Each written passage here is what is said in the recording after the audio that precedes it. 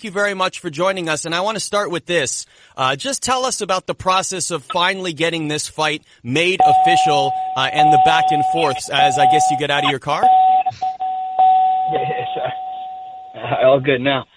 Yeah, no, we kind of expected this fight to go down, after getting hurt, and just was waiting for a date. So I didn't know if it was going to be April or March, and turns out March 3rd is the date for it.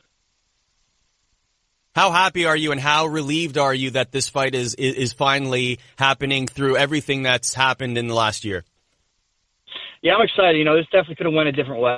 Me getting injured was definitely unfortunate. And, he obviously Aldo had to go in there. He had to go in there again with Aldo. He had to get that win for me and him to line it up. And, other contenders are trying to vie for the title, but it seemed like everything turned out the way it was supposed to. And, here we are, March 3rd, we're going to get down. Let me ask you this. Max Holloway has gotten a lot of praise in 2017, certainly deservedly so, and many outlets labeled him Fighter of the Year. How does that sit with you? Yeah, I think it's warranted, man. He's kind of been going and, just running through everyone. What he did to Aldo's last two fights is very impressive. He's a young kid. He's got a bright future, and, he's living up to the champion status that he has right now. Frankie, you said that this could have gone another way. Could it have really? Brian Ortega went out and he got a great win against Cub Swanson. Don't get me wrong, that was a fantastic performance. And then there was some talk a little bit about, maybe him jumping ahead. But even then, he himself said, well, I can't jump Frankie Edgar. That's Frankie Edgar. And Dana White put that to bed real quickly. Were you that nervous about it, or did it seem like it was always yours? I seemed like it was always mine, but, I've been in this case before where, I thought I was getting a title fight. I was told I was getting a title fight, by Dana and Lorenzo himself, at one point, and then the next night those plans got ruined. So, you're really never too sure until you sign that bout agreement. Yeah. Yeah. What, you mentioned the rematch, obviously. Max goes in and defeats Jose a second time. Did you pick up anything? You're looking at this through a different perspective than we are. What was the difference in the second fight from the first fight, if there was any? I don't think there was that much of a difference between the first and second. I think Holloway just, believed himself a little more, so was able to get on Aldo, I think, a little quicker. First rounds of both fights, I thought Aldo, could have won, especially in the first round. I think he won. Second round, possibly, because he kind of came out guns blazing. But, I don't think he learned from the first fight. He really didn't, mind his gas, and he seemed like he got a little gassed. And Max, he just pours it on. So he was able to do that again the second time around. Yeah, in my eyes, Max does a lot of things well, but I think one thing that really sticks out to me, and I think a lot of people would agree with me on this, is, and you mentioned it, the confidence level. Sometimes we take that for granted. We think, guys are champions and they have that confidence. Is he riding a little bit of a different confidence level, though, because of the 10-fight win streak and just the run that he's been on? Is that something that's sort of unique to him, or is that something that, you've seen in other opponents before? I'm sure, winning has a way of just making you believe in your own hype, and, the way he's been winning, that's just only going to greater that confidence, each time out. And, he seems to be doing that. Especially he's young, too. As he gets older, you get more confidence in just your own skin. Hey, that's a good point. You are 36 years old. He's 26. Who has the advantage in that? I guess that depends who you ask. I don't know. I don't feel old. I don't feel slower. I definitely have the experience. But he is a younger guy. This is definitely a young man's sport, but I think I'm beating that clock a little bit myself. So, Frankie, when, as you've gone on in your UFC career, you're saying you're 36 years old, what sort of changes have you done in training, or what are you doing? Is it like a smarter versus more kind of thing? Like, what kind of changes have you made over the years to adapt and become, the veteran fighter that you are? I don't think I've made too many changes. I've always trained hard. I spar, rather hard.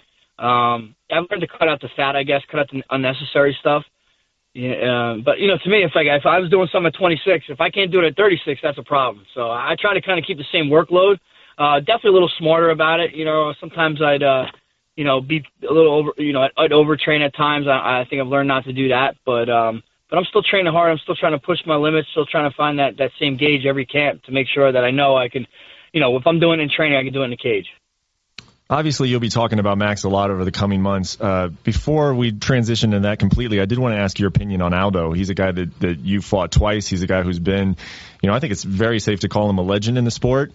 He's been a little disgruntled. He didn't get that Conor McGregor rematch back when he thought he should have. He's talked about, wanting to finish up his contract with the UFC and get out of the sport. What do you make of where Jose Aldo is at in his career, just as, kind of an analyst and a guy in that division? Yeah, I think he's got to look at himself in the mirror and see if he really wants to, go at it. I'm not saying that his last performance looked like he didn't, but, there was rumblings, I think, even before me and him were going to fight, that he didn't want to fight anymore. He was thinking about retiring. So I know when you have one foot in the door, one foot out, that's just tough to really make that full commitment. And I don't know if that's what he's struggling with right now. But he is a legend. He's done so many, he right now, the best featherweight to do this, based on his credentials, at least at this point. But, he's got to really decide whether he wants to do this or not. Hey, Frankie, sorry, Brett, I just wanted to ask, since you have your analyst hat on, this weekend, you've recently fought Jeremy Stephens. He's facing Doo-Ho Choi. Any thoughts on that fight? Man, that's just going to be a barn burner. Two guys that sling it, that love slinging it, love throwing heat. That's a pick 'em fight. And guys that are I don't want to say reckless, but sometimes they can get reckless. You never know what's going to happen. Frankie, you mentioned, having one foot out of the door, one foot in.